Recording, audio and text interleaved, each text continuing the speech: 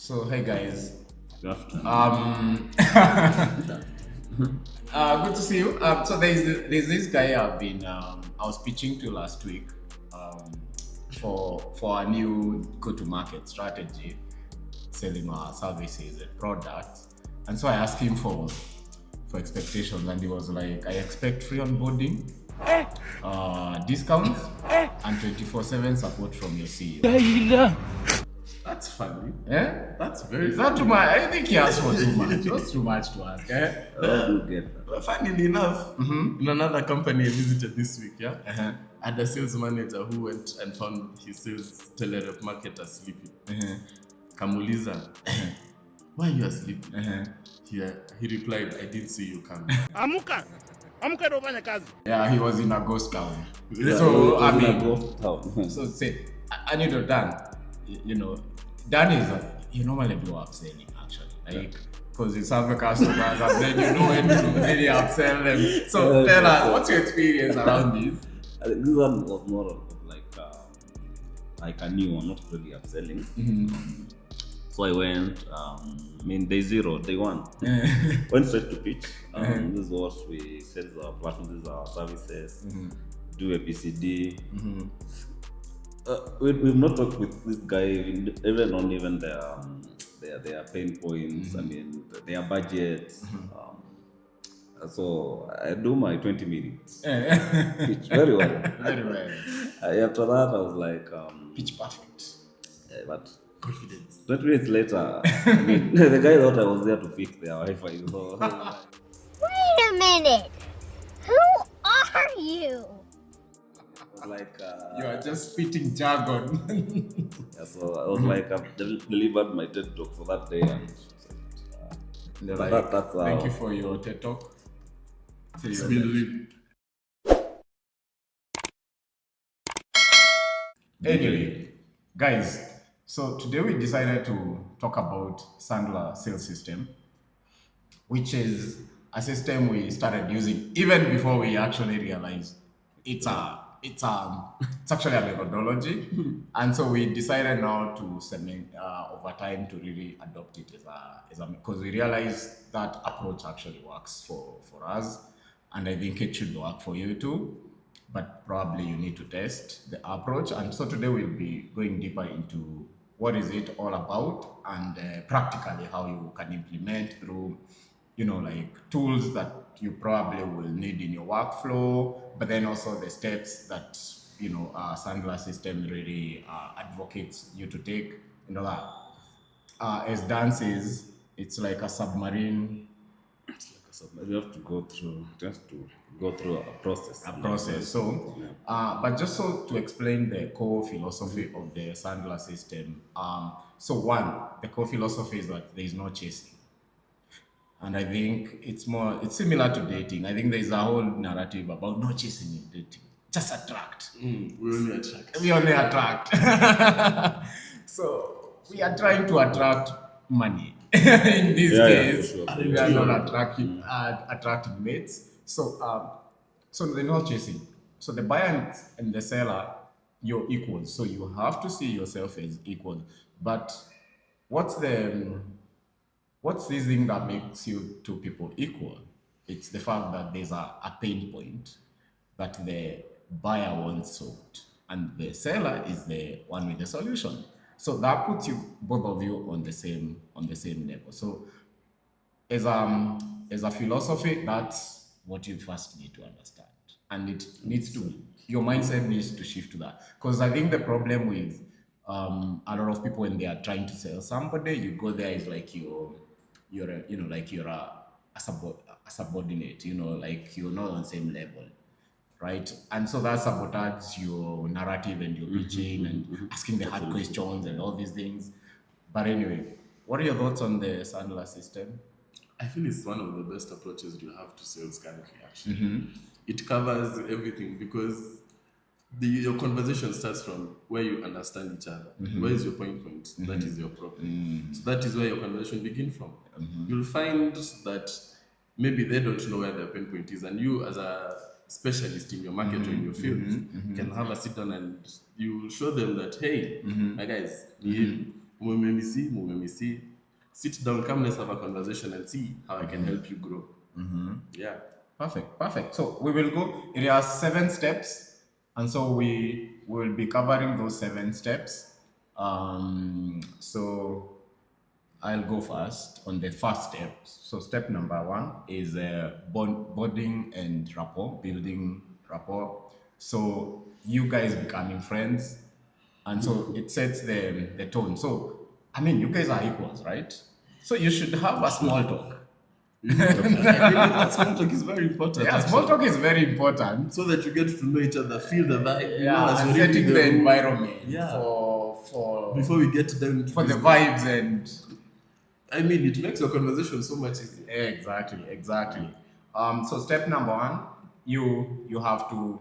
It's 2 humans, engaging. So you have to build the rapport. So we'll go like this. So done. Step number 2. But true, from experience, it's upfront contracts.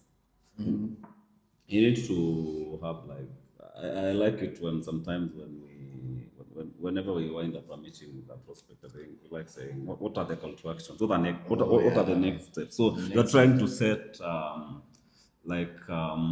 A clear path. a clear path, trying to set like small agreements that so that you can have some reference points. This day we did this, so I was supposed to do ABCD. Then you check next time you have a meeting, probably you check through, see what has been done, what has not been done. And it's all about another step of trying to just enhance the relationship which you built on the first step of bonding and rapport.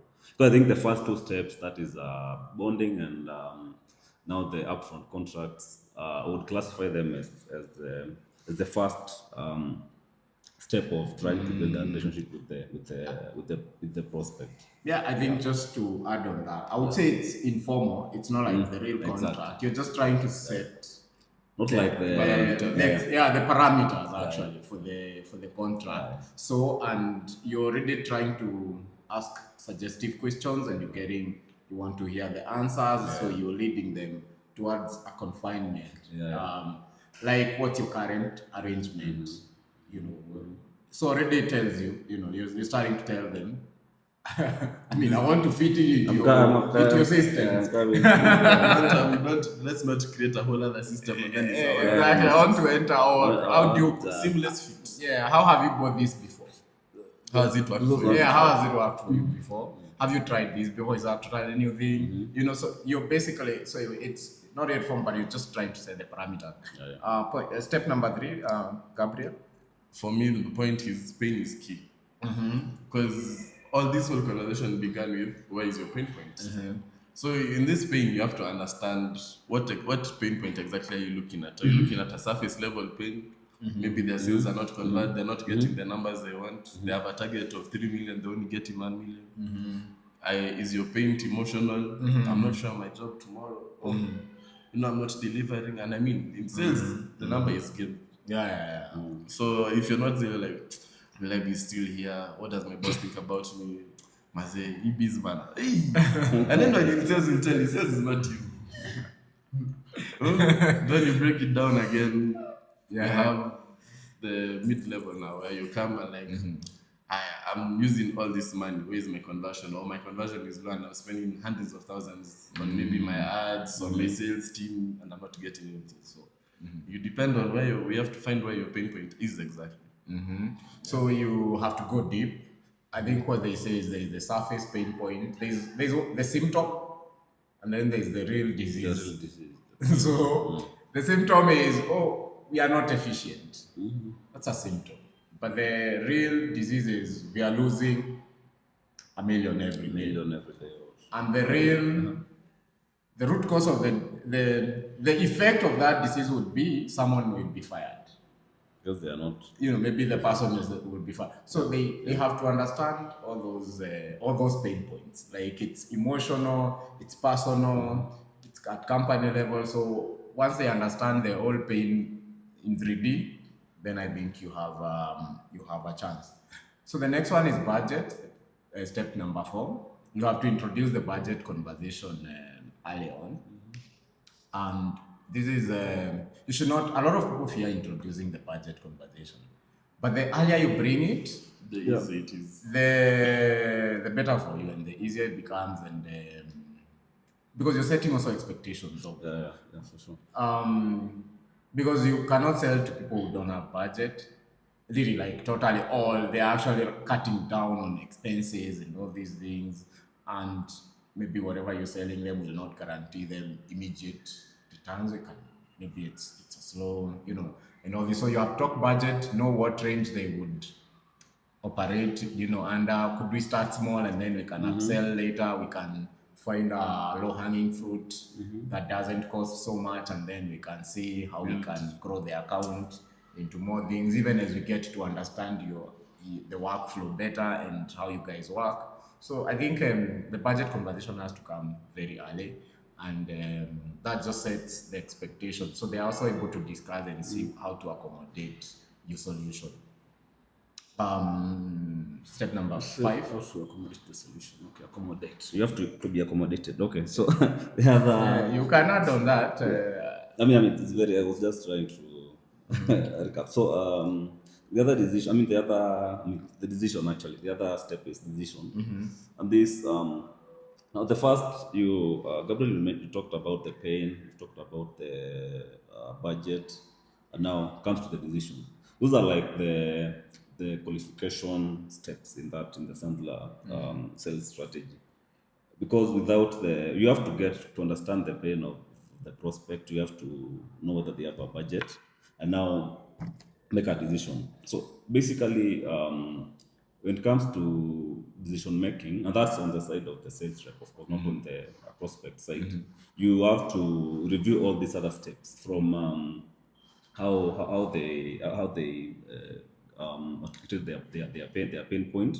Now you look at their budget again. Does it fit you being able to offer your solution? Are their pains really being addressed by your solution which you're trying to offer? Then after reviewing all those things, any other information you've gathered during the bonding period, any data, just look at and know exactly. Because if you find that maybe the pain points are not what your product or service was targeting, then the prospect doesn't really qualify to be in your pipeline. Same case with the budget. If their budget is not at par with what you're expecting, for you to be able to serve them well, then of course you have to look for other way of trying to walk around and try to maybe adjust, probably try to offer less deliverables, and adjust the budget. Yeah, so just basically trying to know exactly, can we move to the next step of probably signing the real contract, because we are trying to review the facts which we gathered, and now make the final decision of knowing whether they are dropping off or we are going to the next step. I feel on decision, it's also very important to find out who your key decision makers are. Because you can pitch to someone who has to sell the same idea to another person, and because maybe they're not in the room, or for one reason or another could not make them. It's also very important to find out at the end of the day who makes this decision, how long do they take to make such decision, what's the idea on the so again, coming back to having a champion in-house who will follow up for you, because you never know. You could have pitched and then the idea got lost in transit. And with big companies, especially enterprises, they get you will find so much bureaucracy and red tape. So you have to pitch, you have this person who has to decide, go ahead, you have another decision maker on top of him who has to sign off. So it depends with who also your decision maker is. Yeah. Decision making, very important. You have to have a champion, spot on. Then you have what you actually do. You can have a decision making map. So start with the champion. Will influence this person will influence this one. And then they will come together, and then they will. So it's but I think actually I saw a quote somewhere like you can't close a deal without a champion. It's no deal that closes without a champion. Like even me, I check like all the deals. Same. I had There's a a proper champion. There's always that one person. They're the ones selling. You've taken a backseat actually. Like there's I that mean, one you know, person. your work ends after you've pitched. You don't know what happens in house. Actually, That's your they convention. have to do the dirty work in house for you. They'll be like, Champion is very important. That one. So then there's a fulfillment, which is like literally the closing the deal bit now. So demoing now, showing the features and how those features then bring outcomes for the customer. And I mean, you don't want to present your solution too early. You first want to handle the things we've said, the pain, the contract, and all that. So the demo is actually more of like in later stages. Most people start with the demo, which is like, do you even know whether this is a What is fit? your I mean, not- Exactly. yeah. So fulfillment, which is step number 6, is basically now, us closing the deal and saying the deal. good, and we are good to go, basically. So so you don't want to overwhelm, early on with your features and your roadmap and all these things. You want at the right moment, you just wow them now, because now you are tying your solution to the pain point that you identify. So you're fulfilling the pain point, basically. So what's the final step, which is point 7? No, number 7. It's post fulfillment or post sale or after sales. After sales. After sales. I think this one is very important because once you are done closing the deal, of course, chances are that, of course, you will not be the one who will be serving the customer directly. You have a team member who is doing the real work. So it's upon you to make sure that you support them enough. Check whether they are getting Fully what equipped. they are. And they are all their needs met. Exactly. They have what they need. Are they supported well? Are they getting? No, we're doing that. Of course, now you get a chance to even do what we call upselling. Yeah, upselling now, because we'll be able to even know more about them, see a gap somewhere from what you had offered earlier. Then from there, you're able to With more interactions, since you're more embedded now into the company and to the processes. that you're able to probably now plug in something else, which will now enhance the whole. All right. Yeah.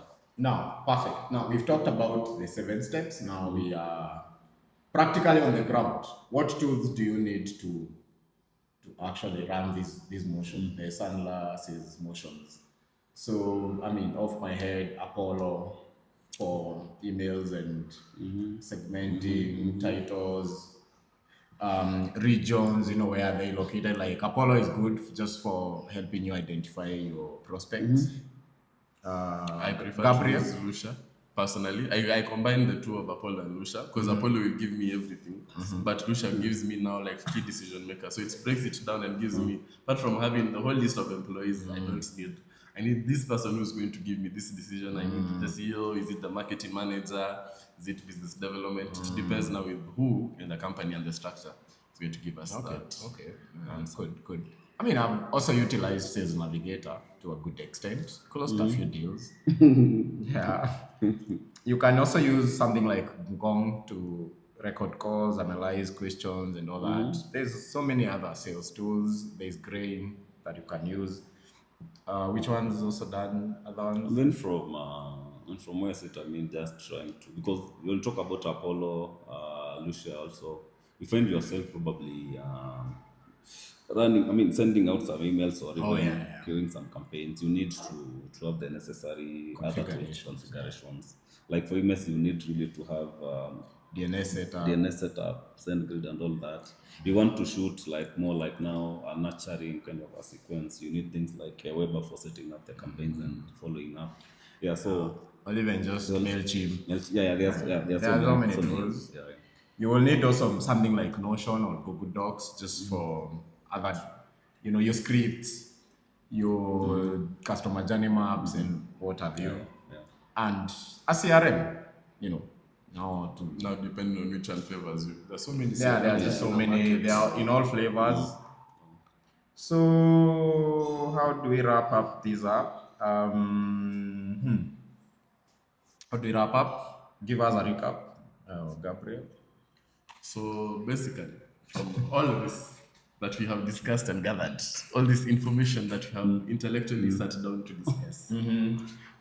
I would say a recap from all this is always learn or find out before anything, before you even start prospecting, learn the type of prospect you are trying to